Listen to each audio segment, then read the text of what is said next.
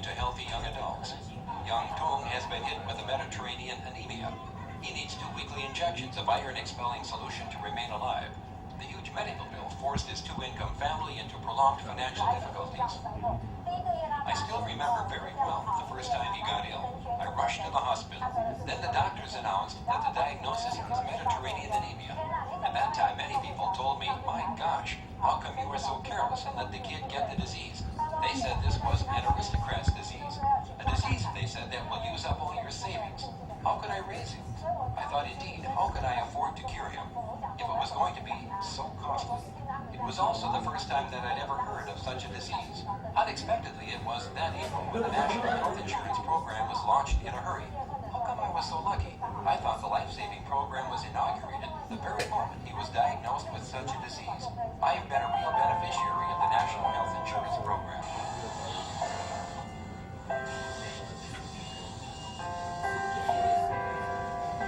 This kind of scene happens every day across Taiwan.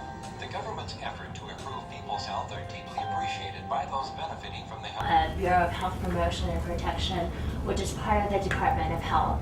And you saw from this video a little bit about the Department of Health and its functions, and including the National Health Insurance. I worked at the Bureau of Health Promotion and Protection under the former name of Taiwan Provincial Institute of Family Planning. And because Taiwan's fertility rate actually dropped down to 1.4, they no longer needed this organization or this entity, and so it changed to the Bureau of Health Promotion and Protection.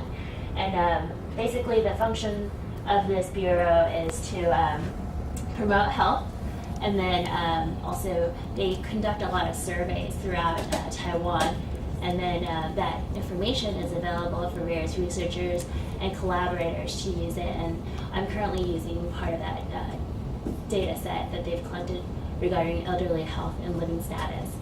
Another function of the Bureau of Health Promotion and Protection is basically to impact health policy and make recommendations in Taiwan. So Dr. Lin's background, beginning with her degree, she's a pediatrician, a medical doctor. She received her degree at National Taiwan University. Then she did a couple of fellowships in the United States at Johns Hopkins and also at Rutgers.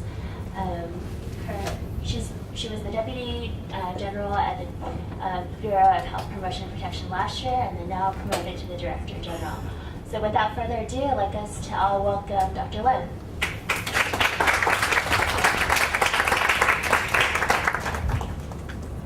May I sit down? I just asked Francis, can I speak in either Mandarin or Taiwanese? She said probably Taiwanese. So, 大家好，我是国民健康局局长，我姓林，Lin is my last name, and but this is, I think, it's a wonderful opportunity for me to share with you some of the information about the healthcare in Taiwan, especially on 2 parts, the public health and the environmental health. And I think you already see the CD. It's a general introduction to the health department of Taiwan. And in the following probably 1 hour, I can briefly talk about what the primary healthcare, public health domain, and the environmental health. And then we probably can have some time left for discussion or whatever you like to know. Is that okay for you? Yeah. I think you must be very tired. It's started already 1 hour. You need to have some exercise now. It's okay? Okay. If you need to sit down and stretch a little bit, you get like a 2-minute break. So we'll into that. Use the bathroom, but try to keep it short. Mm-hmm. Okay, maybe we can have 2 minutes break. Okay? Sure. And under the Department of Health, we have several bureaus, including the most famous one is Bureau of Health Insurance. And we are another section. We were doing the health promotion policy. So I will briefly talk something about some of the major health statistics in Taiwan and some of the current public health status. And then I will introduce a little bit about my bureau. And the third part, I will talk about environmental health and how we do the health risk assessment. I think probably if there's any question, you can stop me, interrupt me anytime, because my English is not that good. It's not my mother tongue. So if you don't understand, you just raise your hand, and I will explain more detail. Of course, you already know where is Taiwan. And the area we have about 36,000 square kilometer, and the population is more than 22 million. And about the structure of the population, we have 21% of the population is young generation under 15, and the middle part from 15 to 64, it's around 70%. And we call the old age elderly. If we call it on 65 years old, the percentage is around 8.6. Frances just told me she studied gerontology, and you will see the gerontology is becoming the most important issue in the developed country, including Taiwan. And the population density, as you know, in Taipei is so high. Per square meter, we have 616 people. And the birth rate actually is quite low, even lower than the United States. In these 2 years, per 1,000 population, we have only 13.7 births. And the death rate is dropping at 5.6 per 1,000. And the natural population growth is becoming plateau. And the infant mortality rate is quite low. It's 6.1 deaths. It's already in the average of the developed country.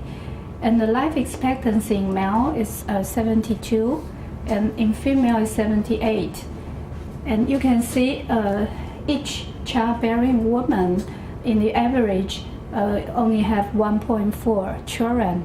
So it's quite low. Especially for the young women, they don't want to have children. So it's becoming a more and more difficult issue. And you can see this is the trend. You can see the drop of the death rate, and the population growth is becoming a plateau. I'm sorry, someone have a PowerPoint, a pointer or something?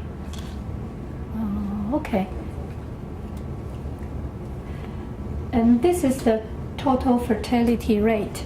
You can see the highest is among during the time of 1940 to 1950, and then after the World War II, it dropped gradually, and now actually it's too low.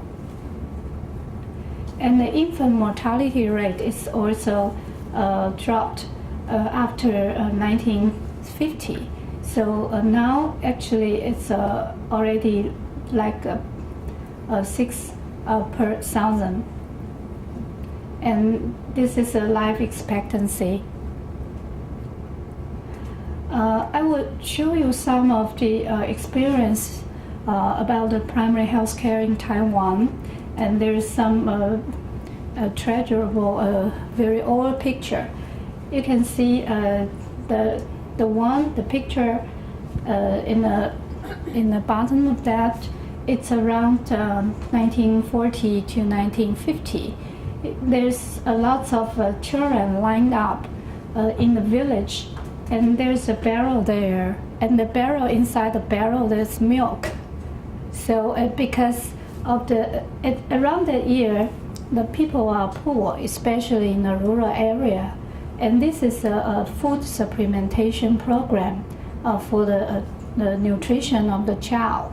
And this most of the milk they came from the United States. They donate the milk powder, and the milk powder was shipped to the village. And this is the public health nurses. She distributed the nutrition food supply to the children. So you can see after these years, there's many progress in the public health. And this improvement, there's several reasons for the improvement. It's a government commitment to public health.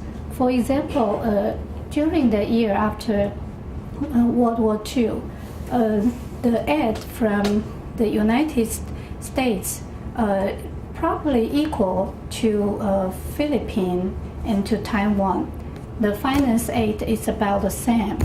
And around that time, the Taiwan government decided to put most of the money to build up the infrastructure of the public health. Whilst in Philippines, they decided to use the money to build up big hospitals. So at that time, I was young at that time. I remember some of the rich people, they would go to Philippines to have a better medical care and to admit to bigger hospitals.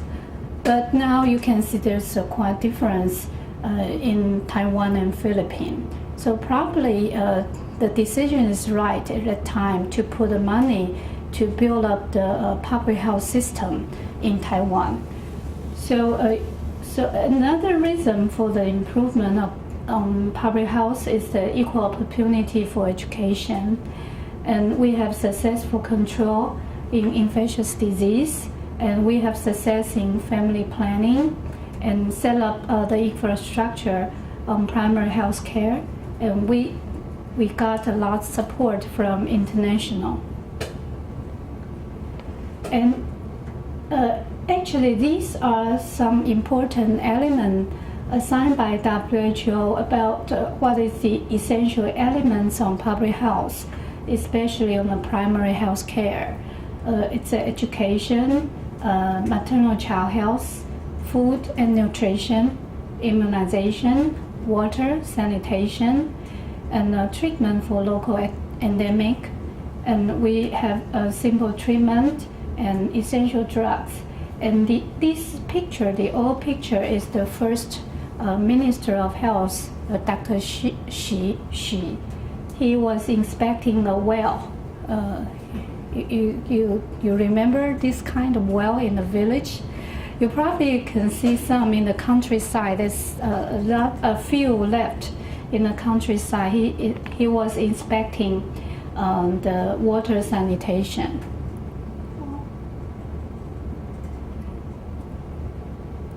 Okay. So actually, we can divide the progress of the public primary health care system into three stages. The stage one is from 1945 to 71. At that time, we promote a village-based approach and set up the health services system. And on the stage two, it's from 1972 to 82. It's for the development of primary health care. And the stage three is from 1983 to up to now. It's a comprehensive primary health program, and we have set up several group practice centers in each township. You can remember probably you are not born at that time, but it's a stage one. During the years, it's a high mortality, high birth weight, and we have several communicable diseases, especially malaria, rabies, cholera, diphtheria, polio, and at that time it's a poor food and sanitation. And that picture shows a physician in a rural health station. He was giving immunization, vaccination to child. And actually, at that time, we start to organize health stations in each township, village, or city district. And in 1944, we start a Communicable Disease Act. And you can see this old picture that shows a car, and it's a TB, tuberculosis control car. And at that car, there's an X-ray machine on the car. And the people in the village, they just come into here to have the chest X-ray examination. Okay, so during the stage 1, we organized several health stations in each county. Each one health station covered the population around 20,000 to 50,000. And each one health station, there's one doctor, 2 to 5 nurses or midwives, and 1 to 4 health workers. And they provide basic medical care and public health education. And you saw that in the picture there, she was a public health nurse, and she was teaching the mother how to take care of the baby. So from that stage, we set up the health station in each township and village. Up to 1993, it's about the same number up to now. So from 10 years ago, we have already 365 health stations around the whole island. And you can see most of the infectious disease are under control, and we already eradicate the malaria. And about stage 2, it's from 1972 and to 1984. It's a stable 10 years. There's a big population growth, and we have the focus of the infectious disease were still TB, and another one is hepatitis. And on 1971, we withdrew from WHO and United Nations. So we are facing the reduction of most financial aid from international support. And it's also at that time there's a political power and policy favored urban over rural areas. So most of the population and facilities are central around in the urban area. And we set up a tertiary medical care system at this stage. So many medical centers are established around these years. Sorry. You can visit this hospital. It's just 5 minutes walk. It's a Taiwan University Hospital, and you just cross the street, the one. So it's there, the hall. And in stage 3, there are several important milestones. In 1984, we established the medical care network. And in 1995, we set up the National Health Insurance Program. And in the year 2001, we established this bureau, the Bureau of Health Promotion. And there are some achievement in stage 3. As you can see, the National Health Insurance Program, actually this health insurance program is better than the status in the United States because the coverage rate is around 96%. So most of the people in Taiwan are covered by health insurance. And in the whole island, we have around 17,000 clinics. And we have, you can see in each township, we have health stations. So actually, during this time, we renovate some of the old health station. The picture shows one big health station in one county.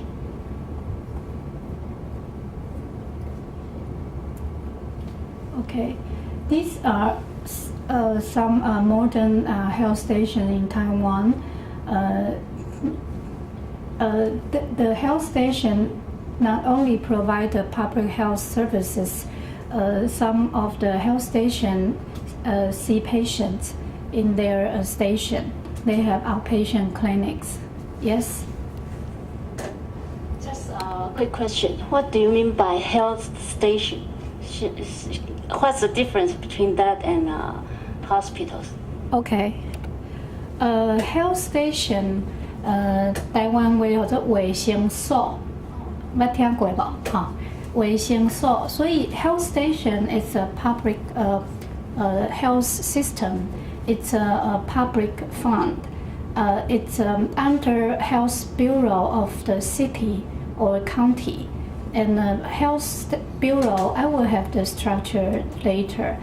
And this is a public fund area. Majorly, their main the function is to provide health education to the people around the community, and they also have some program like immunization, and they have case management program, and they have public health nurses doing home visit, and they also, some of the health station, they also have the clinic just for basic medical care. So it's different from a hospital. So they don't provide treatment? Yes, some of the health station, if the chief of the health station is an MD, then they also provide health medical care. But not all of the health stations chief are MD. So if the health station's chief is not a medical doctor, they only do the public health services. Did I answer your question? So it's some of the health station, they have a medical care facility, but not all of them. Okay, so if they provide some medical treatment help, do they accept IC card? Yes. Just like a regular hospital? Yes, just like the regular clinic. Yes. But there's no inpatient. There's no bed in the health stations. Yes? What are the main topics of the education programs and how popular or effective are they? Okay. The health education program, I will talk more about that because it's the primary work in our bureau, and we will have several health education programs for people in the community. I will explain them more later. Okay. Okay, should I continue? Yeah, if you Yeah, can sure. post on the questions at the end, it'd be great. And you ask questions, try to use the mic so other people can hear you. That's Yeah. Don't hesitate to interrupt me. It's okay. But I think he just wants to save time for more Q&A after my talk. Yeah. And as you can see, because the prolonged life and the lower birth rate, the problem now in Taiwan is the population is growing older and older, And we expect if after 50 years, the population above 65 will constitute many, around 20% of the population. And so it's a big problem. And also, the leading cause of death is changed. During 1950, the top one leading cause of death is gastroenteritis. It's an infection due to poor food sanitation or water supply. But in year 2000, the first leading cause of death is malignancy. It's a cancer. And the top three is a cancer, and the second one is stroke, CVA, and the third one is heart disease. It shows you the 10 leading cause of death in Taiwan. The first one is cancer, and then the brain, the stroke, the CVA, heart disease, diabetes, and the fifth one is accident like a traffic accident or a drowning. But there's another one I want to point out is the ninth. The ninth one is suicide. So suicide is becoming an important issue in the society. So we are facing several problems in the 21st century. We need to re-engineering our healthcare system, and we try to probably in a near future we want to integrate the healthcare system and the social welfare system, because in Taiwan now the healthcare the health issue is under the Department of Health, and the social welfare is under the Department of Internal Affairs. It's here. So it's two different government systems. But in Japan, the social welfare and health, they are in one system. So we are trying to re-engineering the government system. And the second is Taiwan is becoming more and more decentralization. That means the local government have more participation and their own autonomy. And the third one is we want to improve the community health. And then we are want to stir up more international cooperation, like we want to join the WHO, and we have several technical or financial cooperation with other foreign countries. And in the following, I would say something about our bureau. And this is the Taiwan current health administration system. You can see the top one is executive 院，行政院，好，行政院，好。那then the health, the Department of Health is under the executive yuan, and we are under the Department of Health. And in the local government, like city or county government, they have health bureau under the local government. And each township, they have the health centers, or what we have just explained is health stations. And some of the health stations, they have health clinics. So this is the structure of Taiwan's health administration system. And in our bureau, actually, we have three main functions. We want to do the health promotion, and we want to prevent disease, and we want to protect the people from health hazard. And this is our vision statement. We want people to treasure life, and we want to disseminate the idea of health. Can you read the 4 character here? Yes, some of you can. This is a vision statement: 真爱健康，真爱生命，传播健康。This is the international consensus on the action framework of health promotion. This is according to the Ottawa Charter. They have an international consensus how to do health promotion. The first one is we need to establish a public policy on health promotion. And then we need to reorient health services from the disease to health. And the third is we need to develop personal skills. And we need to strengthen the community action, and we need to create a supportive environment. So these are the major framework how we do health promotion.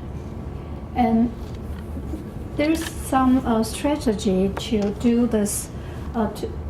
We have to do the health education or promotion program through health bureau and health stations. And we also collaborate with medical organizations, schools, working place, and communities.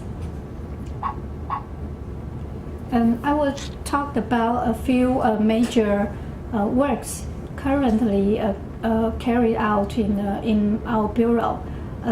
On the maternal and child health, we are promoting breastfeeding program because in 1940 or something, during that years, most baby are fed by mother, but now most baby are fed by cow, so it's quite different. The worst time is around 1980. During 1980 to 1990, only 5% of the baby in Taiwan are fed by mother. It's very low, 5%. And you can see the breastfeeding actually is a human nature and human right, and we need to promote it. And the problem is there's several reasons why the breastfeeding rate is so low. The first one, of course, is there are more and more women they have to work. So in Taiwan, the maternal leave is the official day is 42 days of maternal leave. You know what is maternal leave? Okay, and you can like up to 60 days, including weekend. It's up to 2 months. So this is paid, the maternal leave paid.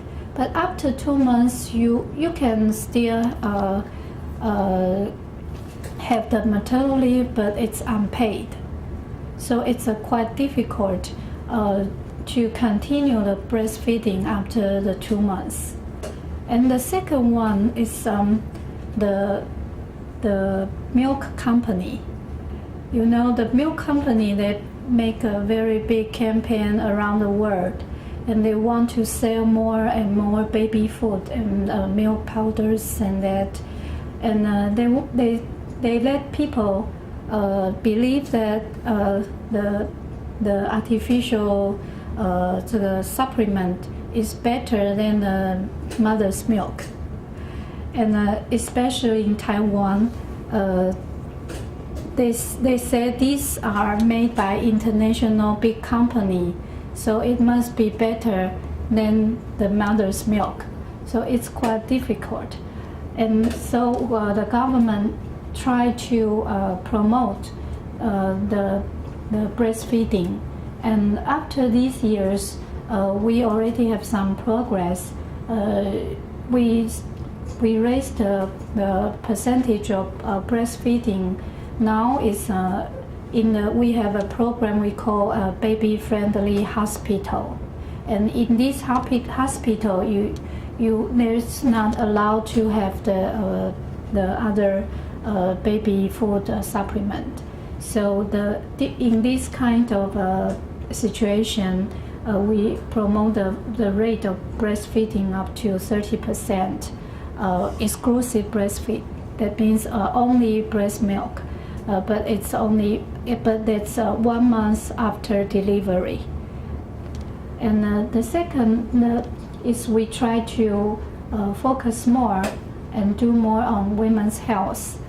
For example, the reproductive health and the menopause health. And we have several program in schools to promote the health in school children, like the oral health, the oral hygiene, and exercise, and another very important is the nearsighted. You know, in Taiwan, it's a big issue. Many children, they start wearing eyeglasses from the primary schools. And we have other program for senior citizens. We like to have like this kind of grandmother. She still have very good eyesight.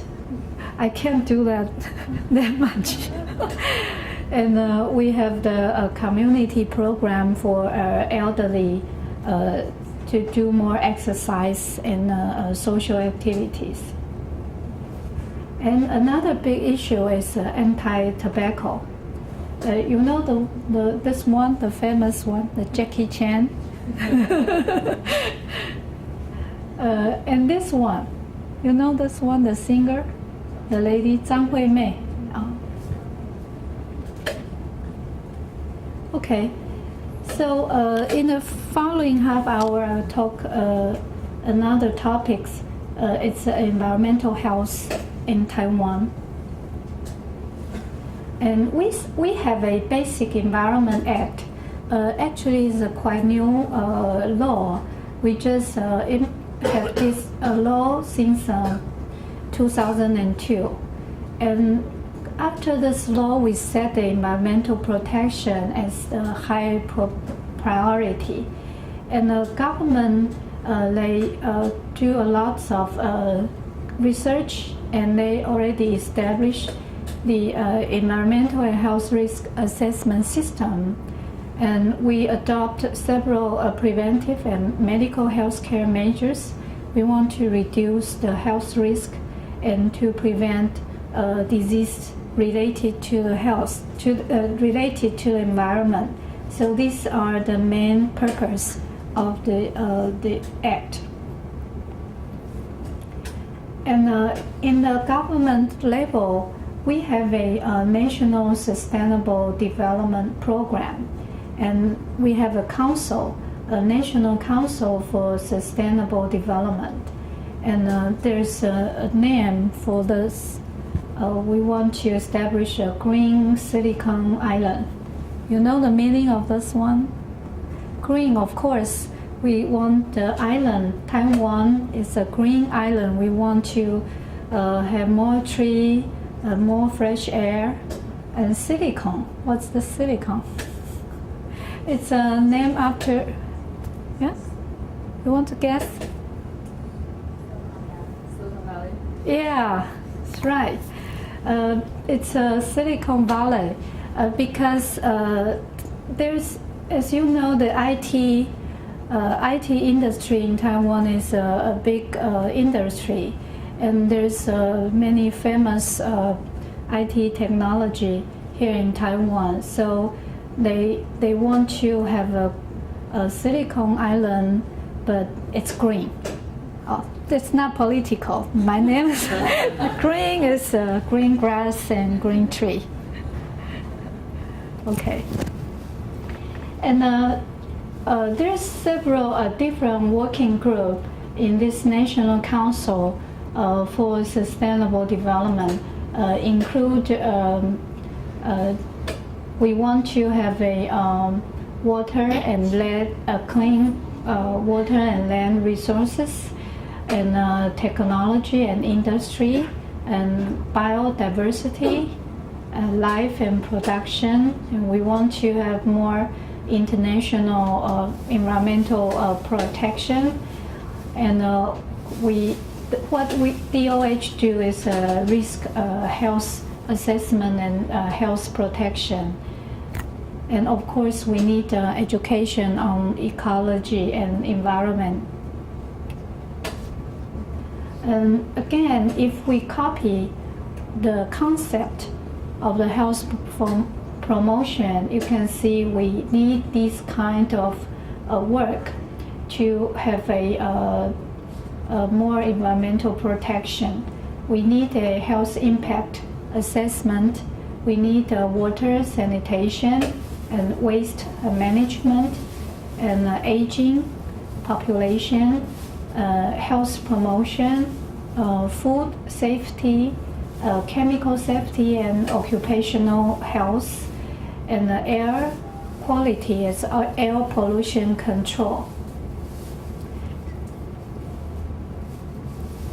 Okay, so in this issue, the health risk working group, the Bureau of Health Promotion is in charge of health risk assessment and management.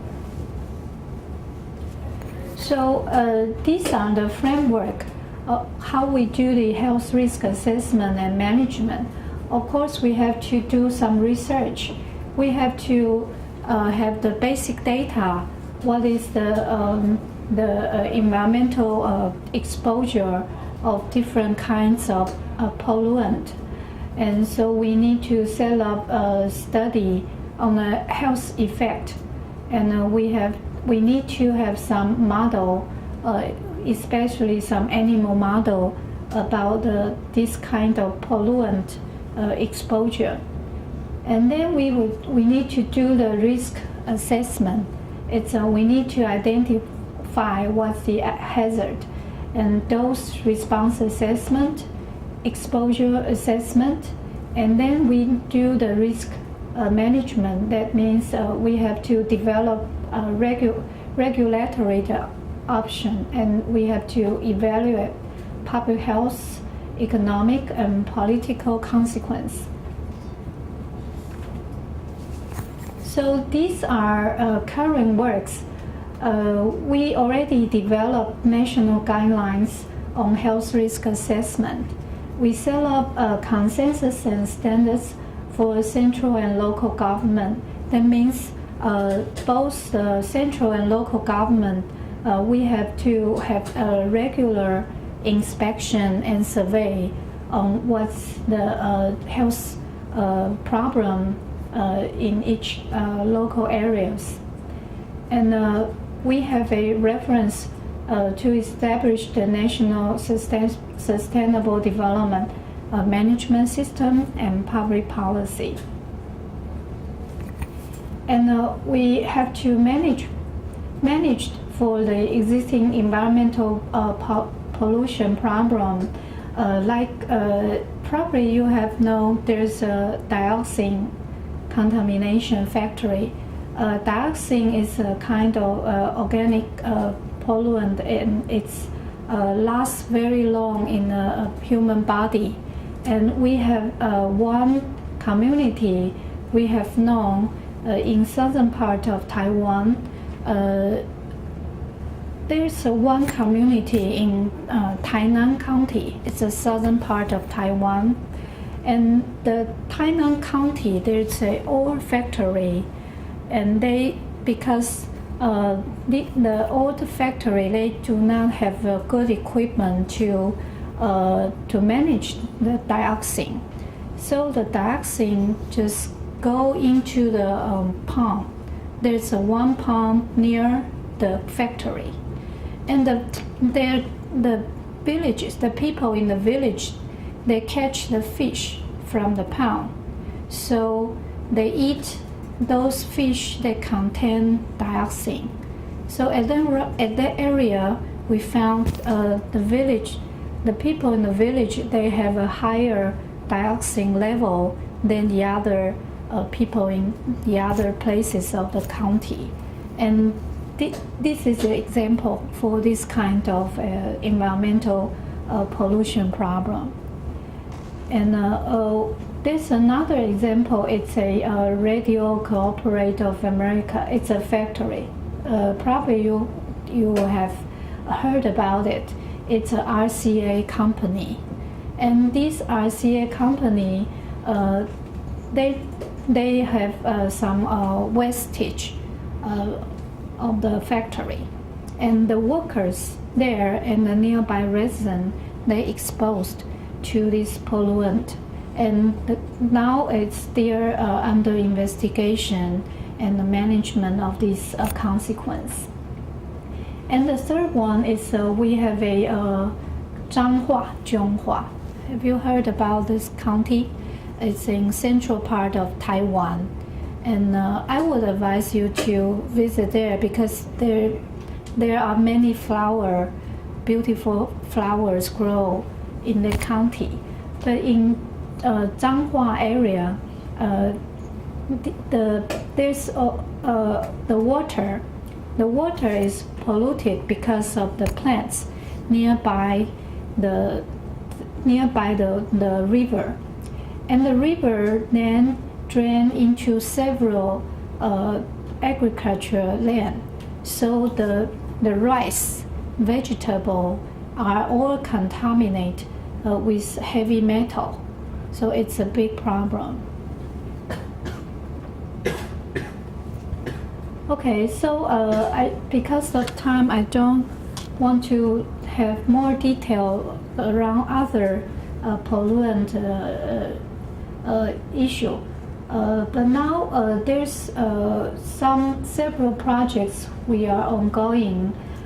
We are setting up a center for health risk assessment and policy, and we are setting up a geographic information system for risk factors and cancer survey, and we want to do epidemiology study for radiation polluted residents. The radiation polluted resident is not from the nuclear power plant. Don't worry about that.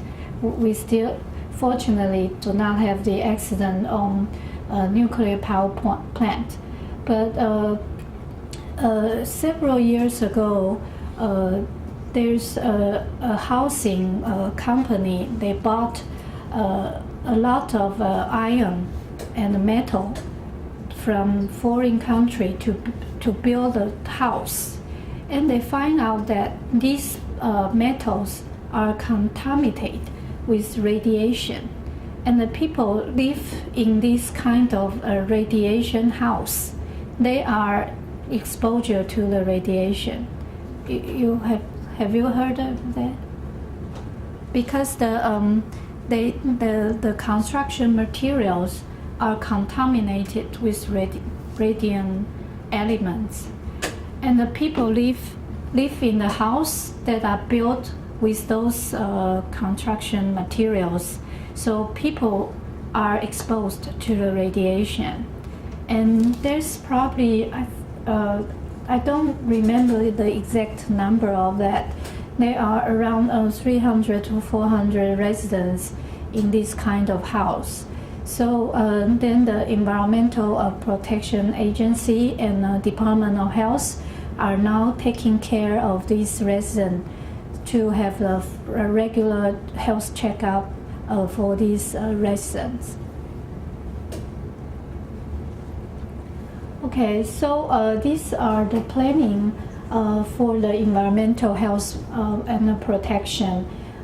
We want to have more research and basic data collection, and we want to develop an overall management system, and we want to have a more comprehensive risk-based policy.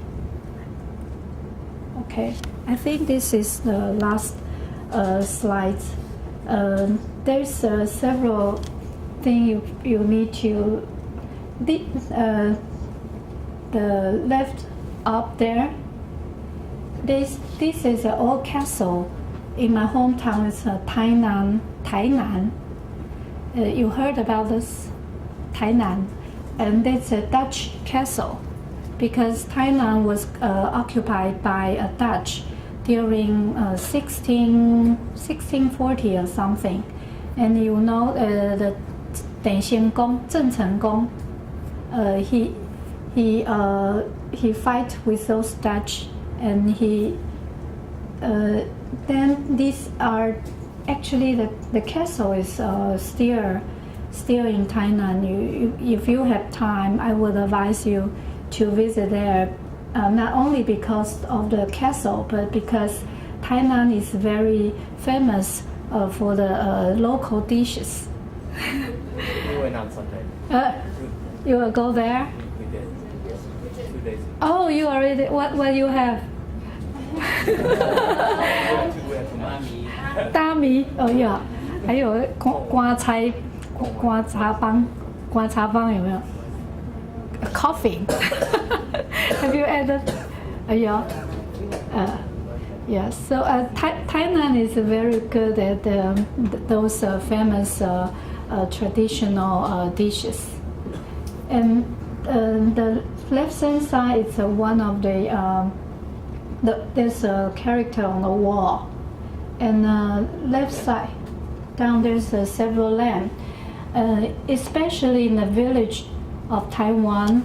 Have you heard about the 蔗酒？蔗酒，有没有听过？好 ，Okay. In the villages of Taiwan, it's actually a religious festival, and especially in the southern part of Taiwan, like Tainan, and each village have their own day to celebrate something. And at that day, the whole village was light up with many lamps, and they will invite guests from the other village to their village to have a banquet. And you can see the banquet is all around the village, and it has to show their gratitude to the god. Most of the god is 妈祖嘛哈。You know the goddess. It's a sea goddess, I think. 妈祖是 sea goddess. So this kind of lamp, they usually they will light up during the festival. And right hand side down there, sometimes they will build a very tall tower and hanging those lamps on the tower is beautiful. So you can see from very far. That village, they have a festival. Yeah. Okay. I think I will have more time to have more. Maybe you can have some comments or questions. Yeah. Yes? We'll open up for question. Perry, and then Steve. So, everyone can hear me, right? So with last year's SARS epidemic, and I was wondering what sort of long-term changes have been established to prevent rapidly communicable diseases and sort of the possible imminent threat of avian influenza at this point, and other future possible rapid epidemic diseases. Yes. Yes, this is a very important question. And the reason that I didn't mention about SARS is because I'm not the director of the infectious disease. You can see that the Bureau of Health Promotion, we are taking care of the non-communicable disease.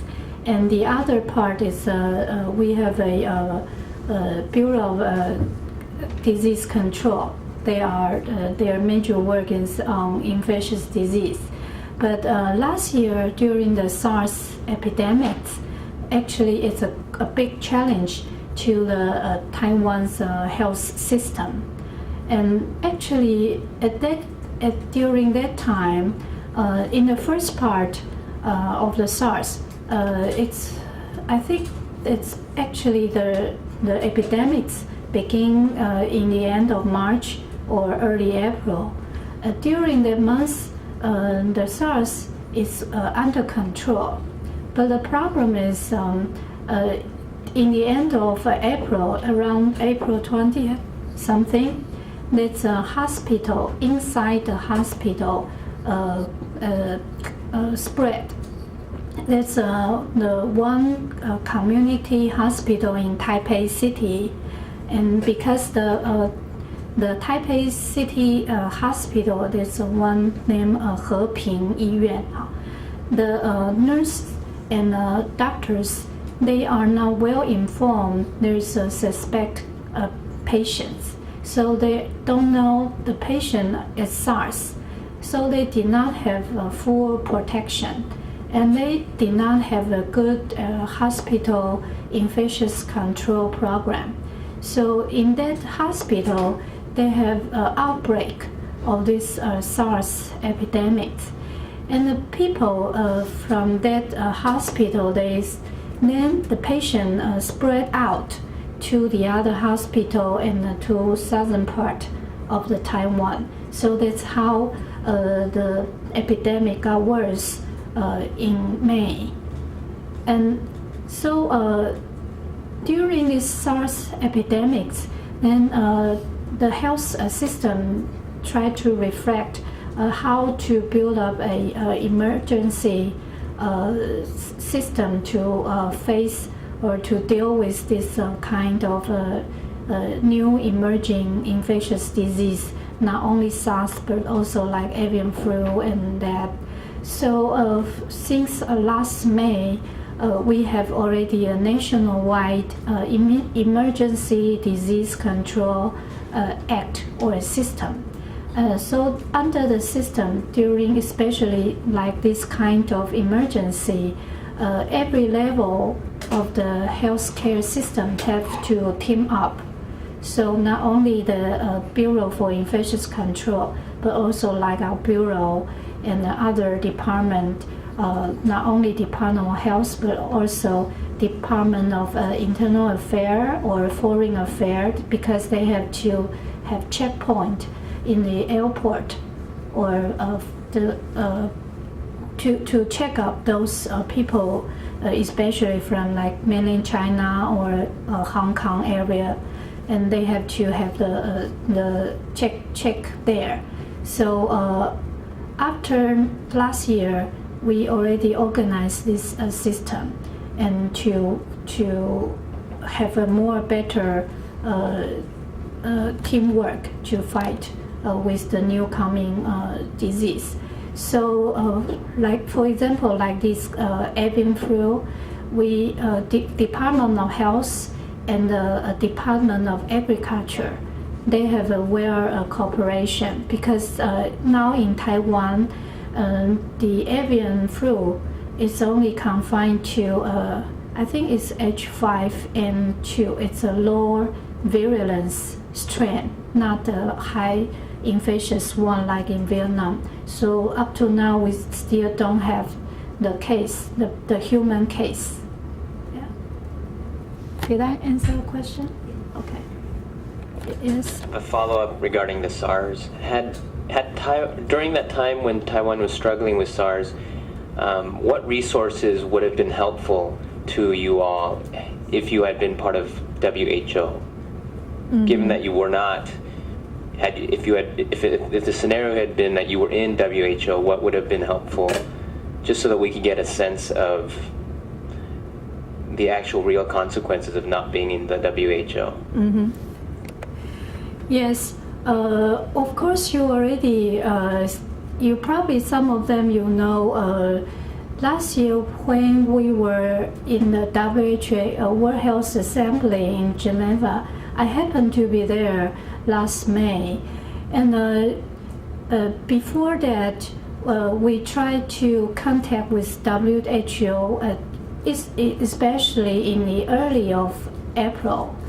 And at that time, because there's still difficult in communication, so like the CDC in the America and WHO we have to go through unofficial request to ask for the expertise advice.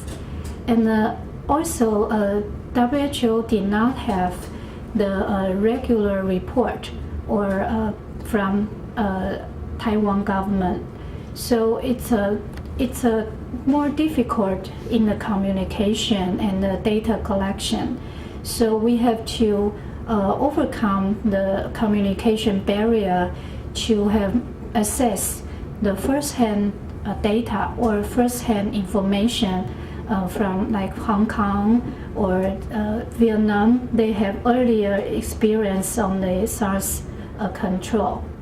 And last year in Geneva, it happened to have, I think the China government is quite rude on this issue. And in the WHO, they have a report on how the China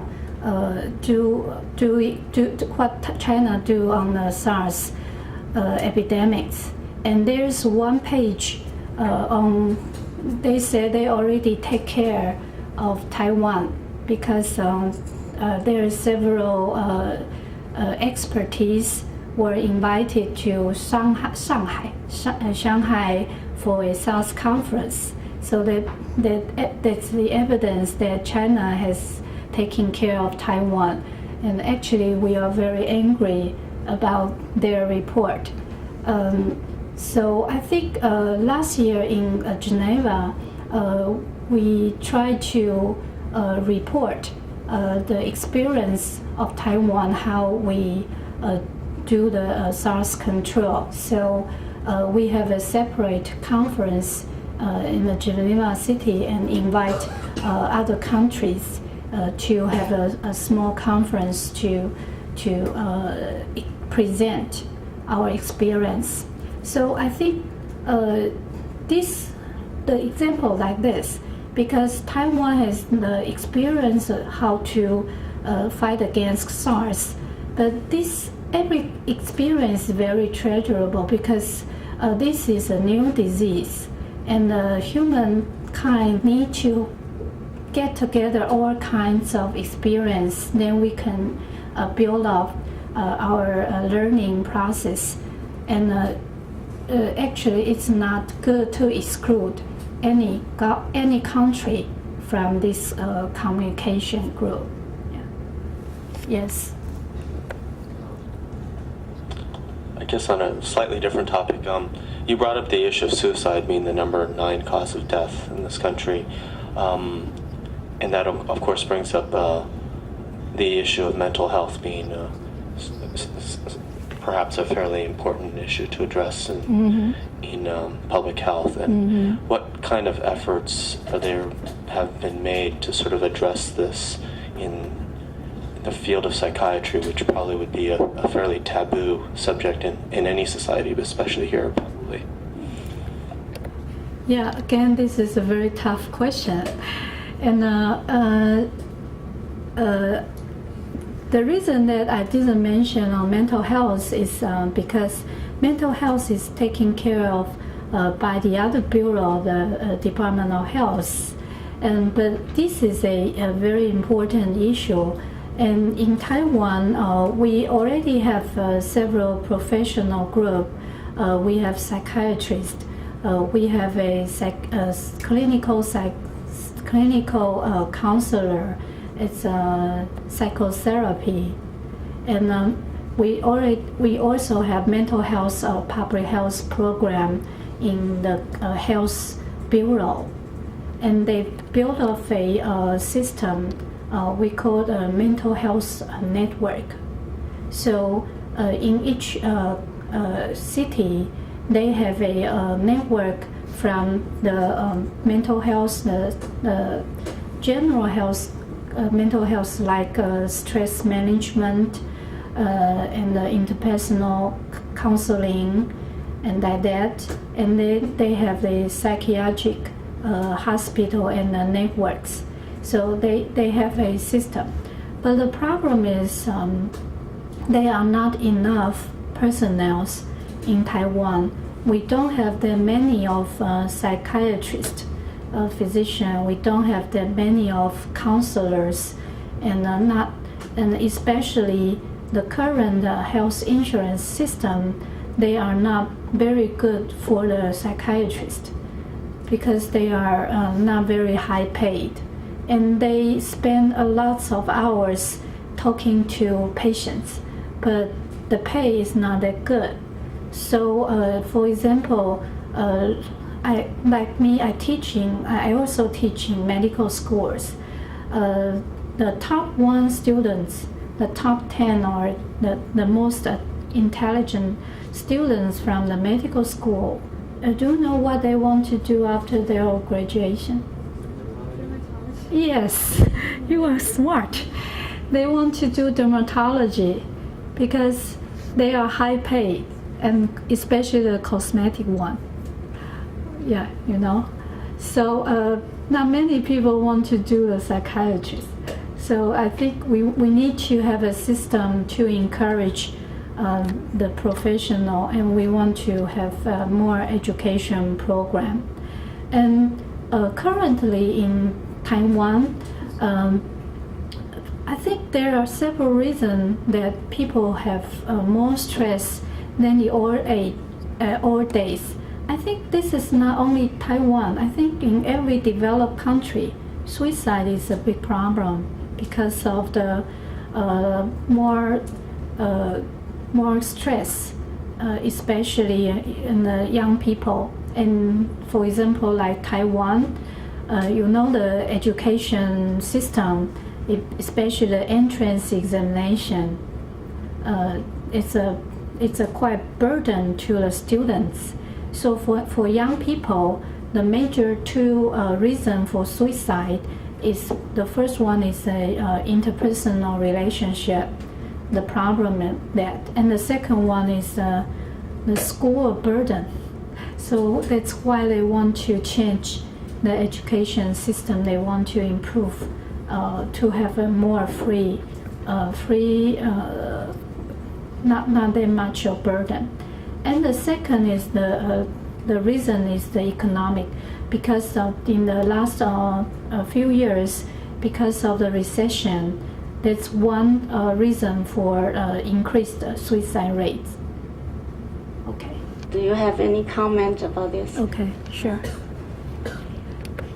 You have a whole bunch of questions. Maybe we can do one by one. So yeah, okay. So the first one is about the hospice care. It's a palliative care for the terminally ill, especially the cancer terminal patients. We have the Palliative Act, the law from 2 years ago. And according to the law, you can sign the do not resuscitate. You can set a will, so you can have you can refuse resuscitation.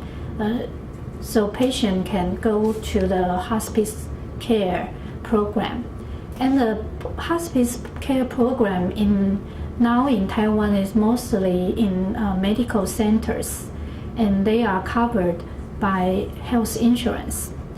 But there's several points we still need to improve.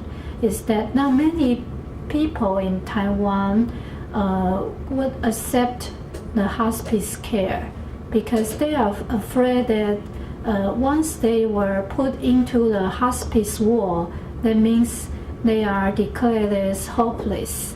So they are reluctant to accept that they need the hospice care. And the second is, especially in the village area, in the rural area, for the old people, they want to die at home. So they don't want to go to a hospital. They want to stay at home. So now in Taiwan, we try to set up a palliative home care system. That means we send the nurse to the home to take care of the terminally ill patient, but not in the hospital. So we are now trying to do that. So all those expenses are all covered by the insurance policy in Taiwan? Yes, Oh. it is expensive. So not every hospital they are willing to set up the hospice care units because it's expensive and the insurance coverage. Some hospitals thought it's not enough for the insurance coverage is not enough for the hospitals to set up this kind of program. So not every hospital provide the hospice care. Just a few. Well, up to now we have like 85 programs. All right. May I have Yeah. more time to? I know you have a lot of questions. Can you ask another question? And Okay. then let Fred come in, and then we'll come back to your other questions. So you can go ahead and ask another one, and then. Okay, King Lun can ask another one, and then Fred, Steve, Jean. But now I can keep track of them. But let's do that. Okay, one at a time. Next. I'm sorry. I guess I'm well, anyway.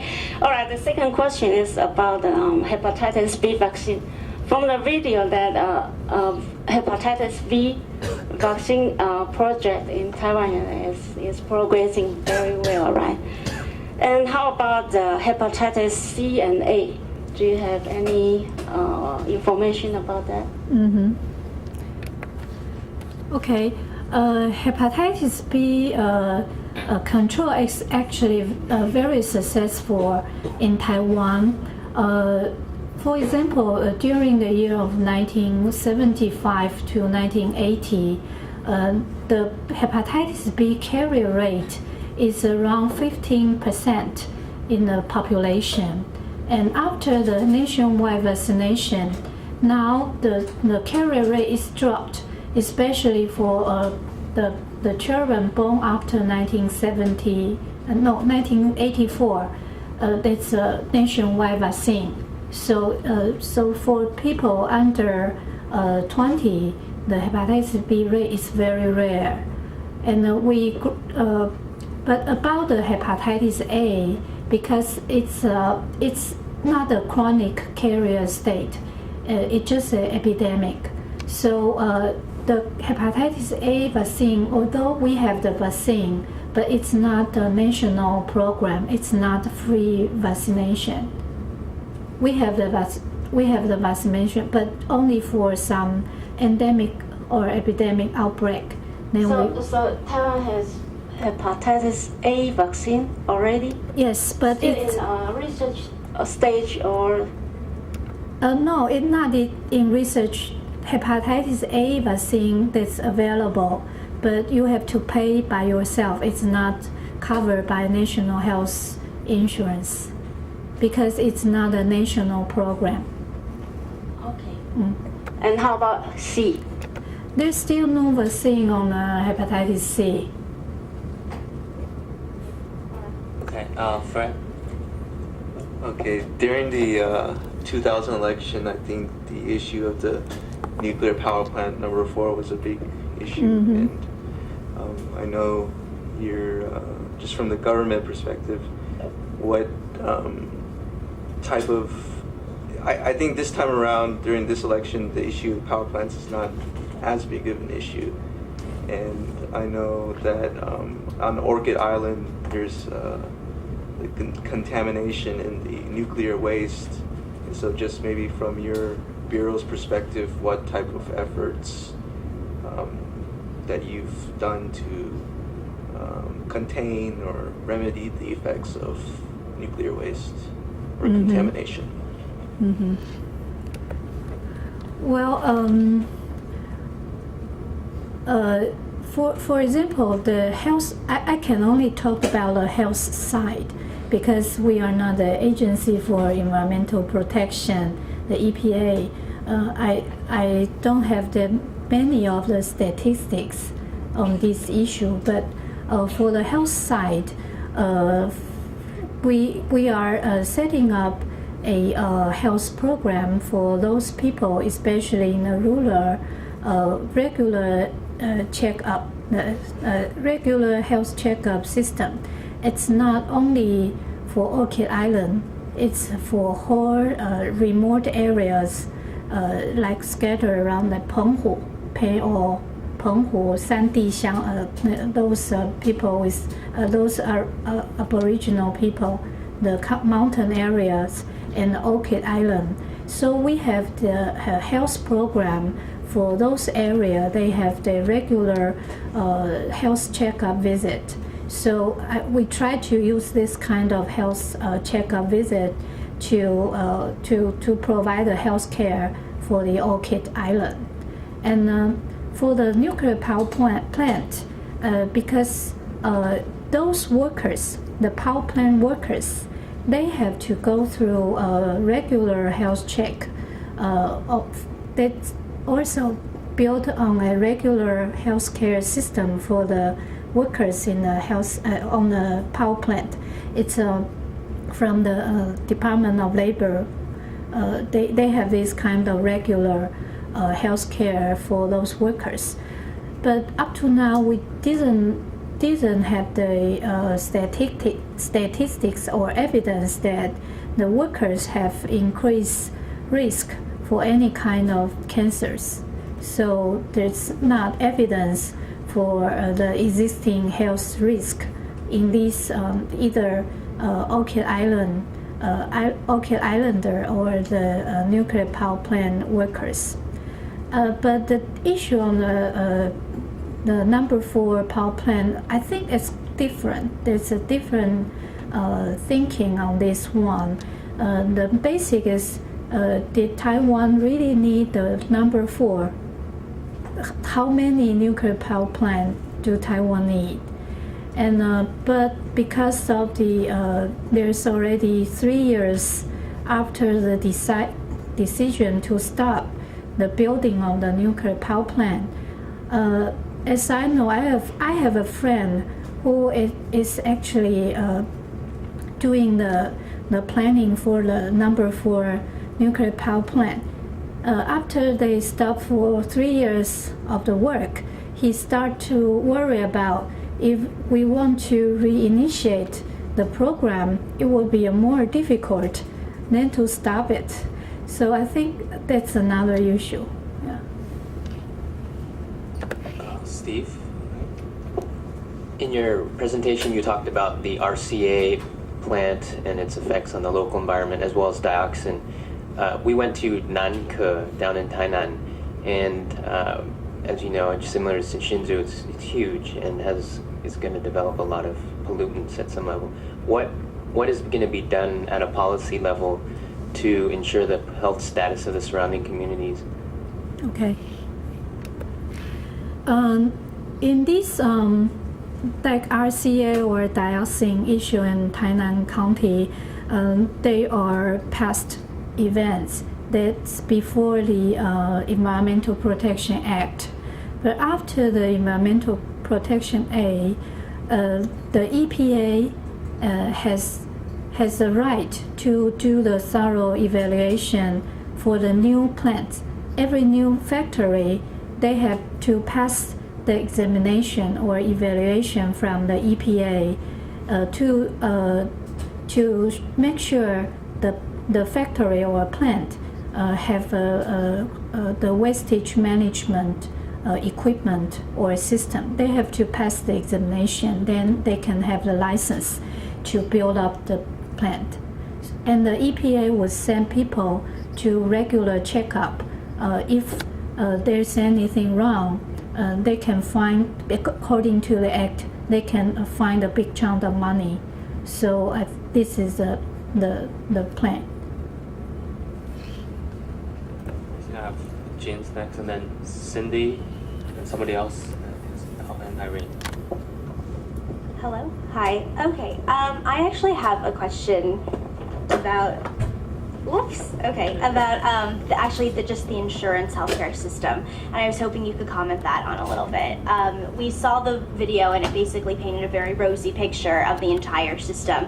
And my own father is a psychiatrist here, actually, and I know that possible shortcomings are overextension of the resources in terms of the actual physicians, as well as abuse of getting the drugs. People from other countries can come if they just have their car. So I was just hoping hoping that you could give me your opinion about the shortcomings of the insurance system and possible government policies to address these. Okay. There's several points about the health insurance program in Taiwan. First, actually, the premium, the pay, is quite low. People pay a little bit of money, but they actually get a very good quality of the health insurance. So I think that we have to, in Taiwan, we are very proud of the health insurance program. But of course, there are several shortcomings for the program. The first is actually for each payment. If you compare the Taiwan and the United States, it's about 10 times.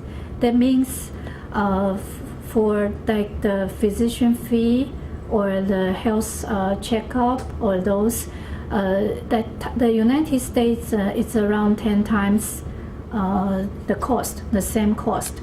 But I think United States is not that good at health insurance program. I think the cost is too high. It's not reasonable. It's just too expensive.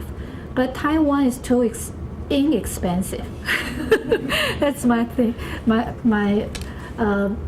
For example, the Taiwan hospitals, the physician, the nurses, they have to work very hard. They have to see many patients, so they can generate enough money to support the hospital running. And I think that's not a good point because, for example, we only have like 300 Taiwanese dollars. There was about $10 US dollars for physician fee in the medical center. So on the average, some famous physician in like the Taida hospital, he has to see 100 patients a day. I think that's not good enough because he can only spend about 3 minutes in each patient. So then the quality is not good. That's the problem. And the second is many people, for the patients, they won't go directly to the medical center like Taida. So they think Taida has a better equipment, better doctors, so they want just go there. So many people crowded in medical centers. But for the primary care clinic, some of the primary care clinic, they don't have enough patients. So I think there's an imbalance between big medical centers and primary health care system, because the cost or the expense, the burden of society resources is more for the medical center. For example, the same disease. If you go to the primary health care clinic, it will be cheaper. But if you go directly to the medical center, then it will cost a lot of money, and the money is paid by the health insurance. So now the health insurance bureau, they want to correct this. They want ask people to go to the primary clinic first and then refer to a medical center, but it's not very successful because it's only 100 NT dollars difference. So people want to go to medical center. They just pay more, 100 more NT dollars, then they can go to Taida. So they want to go to Taida. Yeah, you know what I mean? Yeah. Hi, my question, I'm not sure if this relates to the bureau that you're currently working on, with, but I'm wondering if Taiwan has something similar to the FDA in the U.S. and how strictly or non-medication is regulated in Taiwan. Sorry, can you repeat your question again? Sure. I'm wondering if Taiwan has something similar to the FDA in the U.S., where the government is in charge of looking after the production of drugs and medication. Oh, okay. To make sure that what's produced is valid and what's put out on the market is safe for consumption. Yes. Yes. Department of Health, they have a drug administration bureau like that. There's another section under the Department of Health. They have a very strict regulation on the pharmacy and other products. So we have the regulation, and just like the FDA. And for those new drugs, if they want to import it into Taiwan, they have to pass the evaluation of this FDA in Taiwan. But in Taiwan, the problem is the traditional medicine, or you can call alternative medicine. We have a traditional medicine section under the Department of Health. They do regularly inspection on the traditional herb drug product, but that means these are regular or plant or factory. They are under inspection or regulation, but there are still many of the traditional co-pharmacy or Chinese medicine. They are not under the regulation, so that's the problem. I think Irene, right? And then King Lang has a couple more questions. I'm gonna ask, you can ask 2 more questions and then go to Rob. Hi. We briefly mentioned about the mental health, which I know is not your department, but I noticed in the video it didn't address mentally disabled, either children or adults, and that these people need long-term care. Is that are these people part of the public health insurance program, or if not, are there provisions made for them? Okay. Actually, for those mentally ill, for example, psychiatric patients or mental retardation, children with handicapped, they have 2 systems covered.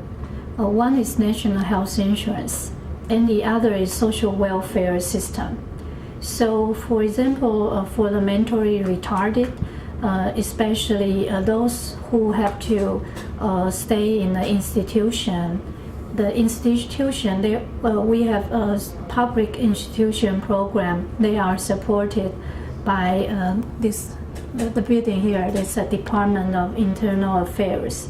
So it's the social welfare program. And we also have long-term psychiatric chronic institution for those psychiatric patients. And again, they are insurance covered. King Lang, you have I think 1 question and then Rob. All right. Another question is, in the video, it mentioned that AIDS program in Taiwan is kind of progress very well. So now, can you describe to us that what's the progress that like in the beginning of the AIDS program? What's the rate of AIDS patient in Taiwan? Then after the program is processed, what the rate decrease? How much? What's the rate of decreasing this AIDS epidemic? I'm sorry, I cannot give you the exact number because I'm not in charge. of the AIDS program. It's again in the Bureau of Infectious Disease. But as I know, the AIDS patient, it's the HIV the positive rate. We have like 3,000 to 4,000 in Taiwan. So, and the most peak age is a younger generation. Is from 20 to 30 age. So we are not that many of the infectious source of the AIDS. They have three main infectious sources. One is the drug user, because they use the needle, the drug addict, and the second one is from the homosexuality, but not that many. But the second one is from the infection from the other country. So is there any special clinics or hospital for AIDS patients? The AIDS patients are not centered in one or two hospitals. They every medical centers, they can take care of the AIDS patients. So they must have some special equipment or like a quarantine quarters for just like SARS patients. They must have some quarantine equipment, quarantine facilities for those AIDS patients. We have in each medical centers, if they can take care of the AIDS patient, they have to pass the infectious control committee. So they have infectious control ward to take care of the patient, but it's not quarantine. And in this infectious control ward, the physicians are infectious experts, and the nurses in this kind of ward, they are specially trained. But we cannot have something on the wall say this is AIDS patient. It's not. No, we don't have that kind of quarantine. I think Rob, you had a question. And then. Yeah, I just wanted to ask a question about the national health insurance. In particular, are there substantial differences between the public hospitals and public health care systems that you have, as opposed to the private ones? And were any of those differences a major block or obstacle towards passing a national health insurance initiative? Is your question is what's the difference between the public hospital and the private hospital? Is that your okay? In Taiwan, there's no difference for the pay from the insurance to private hospital or public hospitals. They are the same, and the difference on the level of the hospital. They're different for the medical centers, community hospitals, or the primary clinic. So the payment is different. For medical center, the insurance would have more pay, but for the primary clinic, there's a fewer pay. But there's the public and the private, it's the same. So that's one problem we found during the SARS epidemic. That's many private hospitals in the initial stage, they don't want to take care of the SARS patients, because if there's one SARS patient in the hospital, then the other patient don't want to go to their hospital, so they would have a decline in their business. So that's one problem.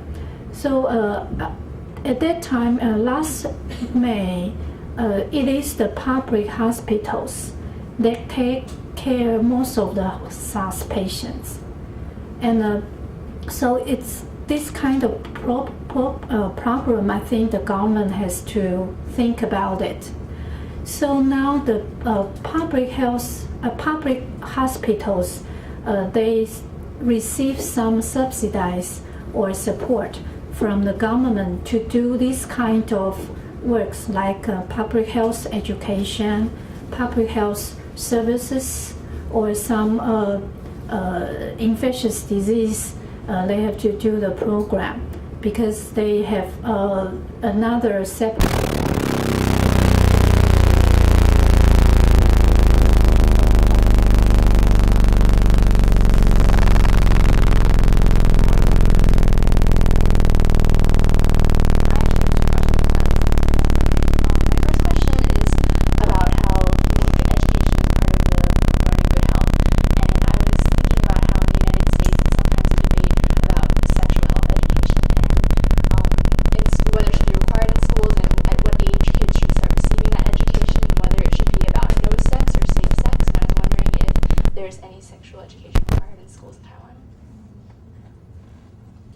Well, that's one of our major theme in these years, because in Taiwan, the teenage pregnancy is becoming more and more important issue now.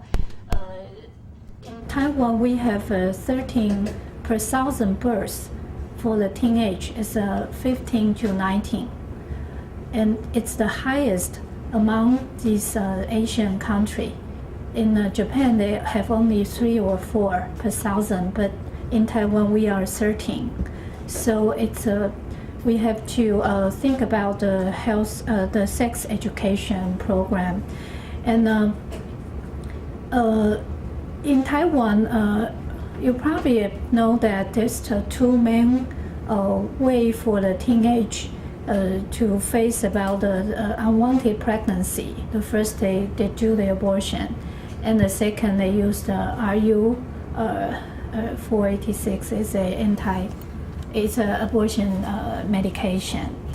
And most of these young people, they according to one survey 2 years ago, many of them, they did not use contraceptive during their sexual activity. And so we want to do more on the sex education. We do have a sex education program from junior high to senior high school. But the problem is we do not have enough teachers to teach. And what the teacher teach is that those kids don't want to listen. They don't want to listen to those kind of regular classroom education. So we try to do this kind of sex education from other media. Like in our bureau, we have a homepage for young people to have this kind of Q&A or sex education program.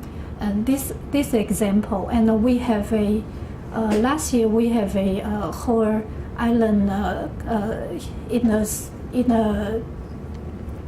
a school, in a junior high school. We have a debate on this kind of issue. So we try to stir up the discussion among the schools.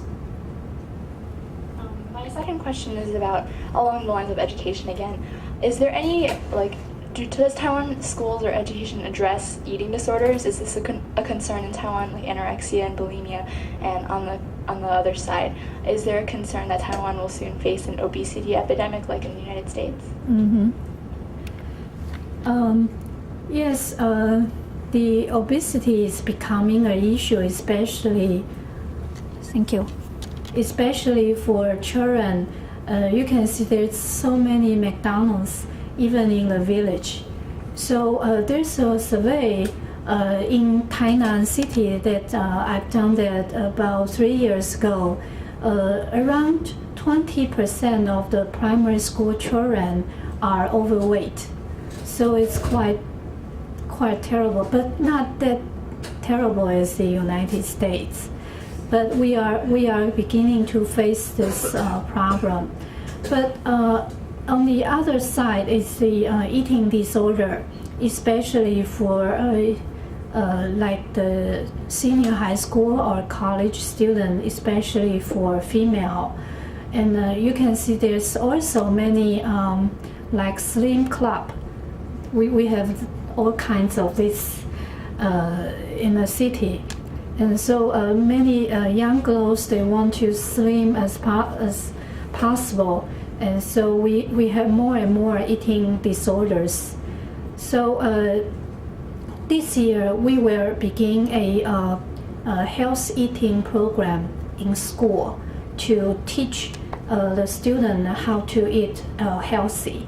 And we have other nutrition program in the community, but that kind of program is for adults to have a weight control and exercise. Steve? It seems that the medical system here is a more fee-for-service approach where doctors, you mentioned it earlier, that doctors are forced to see more and more patients to make enough profit. I'm wondering what will be done then to control excess use or excess referrals or excess visits, excess medications that may drive up costs for the healthcare system. Yes. Yeah, you raised a very good point about how to control the expense of health insurance. Before about three years ago, it's most of the health insurance program are fee for service. So a physician, they want to see more patients, they want to do more examination and prescribe more medications. But in these 2 years, the Health Insurance Bureau, they started to have a like something like the what you have in America, what we call HMO system, or share care, or what DRG, like that. That means for the most successful part is for the dentist. They, for the whole island, they have only certain amount of money for dental care. So they can have the agreement among the dentists how many care they will provide for the service, and each service how many money they want to claim for. But the total amount for the whole nation that for dental care is the fixed. So they cannot go beyond this fixed money. And now the Bureau of Health Insurance, they want to have more program like this. So the second ones, they already started one for the alternative medicine, the Chinese medicine. So the Chinese medicine, they are also on a fixed amount of money. And from last year, they begin to do for the Western medicine. So, for example, for the primary healthcare clinic, each city has their own fixed amount. For example, like if you have 2,000 physicians in Taipei City, then the Health Bureau would give a fixed amount to the Association of Taipei Physician Association. Then they will redistribute the money of this fixed amount among their members and societies. So that means you cannot go beyond this fixed amount. So that means after a certain number of patients, they have a calculate about 35 patients a day. After 35 patients a day, then your fee would decrease. So a physician, they will discourage them to see that many of patients. Yeah. Charles? Somebody else? Hi, I was just wondering, about the policies on abortion and if there are any like laws, like the United States has some places say that parents must be asked for permission and things like that. Mm-hmm. Yeah, I have to answer that because this law is under our bureau, so we have to take care of this issue. We have we call it a genetic health law since 1984. The genetic health law, that means the abortion is legal if the baby is if the baby is defected, they have birth defects, but in that law there's another item they call if the mother is suffered from some mentally problem or family problem, she can decide to have abortion. But because this item is quite vague, so many people use this item to have the legal abortion. So in the past 20 years, there's many debate on do we need more regulation on the abortion.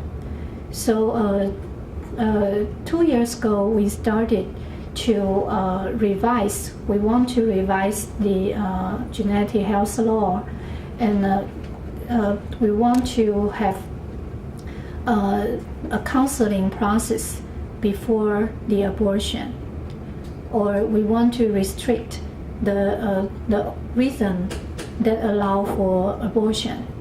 But during these 2 years, the law is still in the executive yuan. We are not past the revised version because there are many different debates on the law. The first one is according to the law, the teenagers, that means under 20 years old, they have to sign by parents. Otherwise, they cannot have the abortion. So you just heard I say that teenage pregnancy is a big problem in Taiwan, but the law say under 20 you have to have parents' agreement or a signature. So that means many young people, they just go to somewhere for the abortion. So we have to face this problem. But there's many big debate on whether the teenagers should or cannot or allow to don't have to have the parents' assignment signature for that. And the second one is there's a law on the law. We don't need any counseling or documentation. Any woman, if according to the one that says they have she has some family problem, then she can have legal abortion. Many people argue that you need to have certain amount of counseling process or documentation to say the woman do have a reason for abortion, then you are allowed for abortion. But again, there's other group they against this. So during the past year, we have several, I think more than 10 times of public debate on our abortion law, and we still not have the law revised, not yet. Yeah. Chris. Okay, I have 3 parts to this question, and it's basically relating to the people with mental retardation. And you said that everything they need is covered, and could you go into a little more detail about what kind of support and services are offered? And the second part is what kind of schooling services are offered for such people? and to what extent that they can take advantage of it. And the third part is how the general attitude towards these kind of people in Taiwan is, because I feel like from my parents' generation, they told me that these kind of people are looked down upon in Taiwan, which is part of the reason why they can't move back to Taiwan, because my brother has a disability. Mm-hmm. Okay. In Taiwan, the mental retardation, just as I have already explained, there's two systems to take care of them. One is health insurance, and the other is social welfare. And for the mentally retarded children, from the kindergarten up to senior high school, we have public system. They can go to public school, and they are especially taking care of these mentally retarded. And but the problem is after senior high school, there's no depth of public supporting program for them, so that's a problem. But if they are severely mentally retarded, some of them they can go into the institution, but many of them, if they cannot work, they have to stay home. So that's a problem. But the social welfare system, they have for each month, if they can have the handicap certificate, then or they are below to the low socioeconomic class, that means they have to below the poverty line. Then the government would have like every month there's 5,000 NT dollars for the living expense. But because even for the mildly mentally retarded adults, they are not easy to get job. So that's still the problem. And the second is in some part, especially for the lower socioeconomic, if they are out of work or they did not have the money to pay for the national health insurance, there's still a low percentage, like 2% of the population, they did not have the money to pay for the health insurance. Then they would become the problem. That means they are not covered by the health insurance. So last year, the government tried to pay for them, but they are still trying to cover that part of those people they cannot afford, even for the health national health insurance. And for the society, I think it's better now. In the past, these people actually they are not welcome by most of the society, and even now in Taiwan, especially I remember about 2 years ago, there's a mentally retarded institute. They want to set up a new building in Taipei County, and the residents around the school have a protest. They don't want the school to stay there.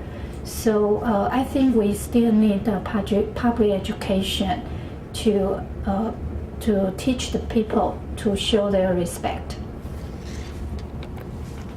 To time instruction, just limited to one last question on this. Anybody? Okay, just one question. It's my impression that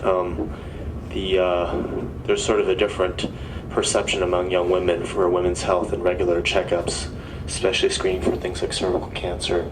I don't know if that's less prevalent here in this country, and what is being done to encourage that. Okay. Well, I have to answer that because our bureau is responsible for two important cancer screening. One is cervical cancer, and the second one is breast cancer. And we have already done the cervical cancer screening program nearly 10 years. And actually we do see the mortality rate dropped up to 40%. We have 40% dropped of deaths from the cervical cancer. So last year we have a statistics. Last year the whole island we have 54% of women above age 35.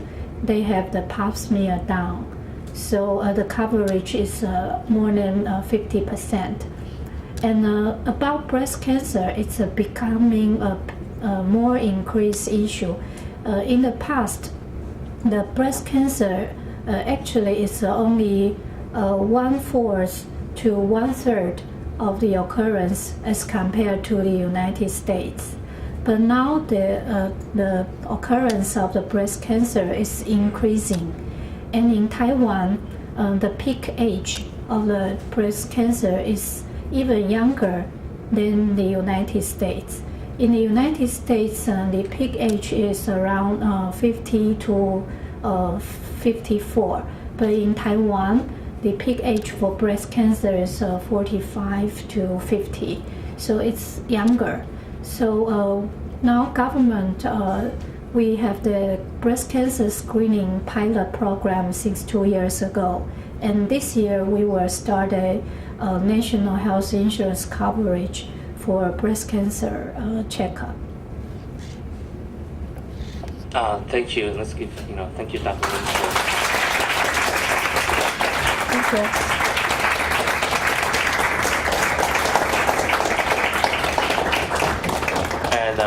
And we're gonna head over to the DPP office right now. So if you guys can gather your belongings and meet them at the lobby, take a couple minutes to take a bathroom break. We're gonna walk to the DPP office. It's about 10 minutes away. Thanks. Hi. I'm Steve. Yeah, you ask very good questions. Hi. Very quick. Yeah. 那个台湾的那个 ，sorry， 台湾的那个地下那个 abortion 那个 clinics 足多政府要按照deal with这个 problem。因的 abortion 是有执照的医生做的。他不是没有执照的医生，他是有执照，但是他其实不能报，对。但是你若讲人触及几个，他就会做，对啊，所以这个很难，因为他现在的那个法蛮松的，蛮松的，所以我刚刚说我们这2年一直要在修法，但是很多不同的声音，所以可能爱各位几方面。对，谢谢。Hi， 是。Yes. Leave your cards and also understand. Sure. Speaking to us here. Yeah, sure. Let me.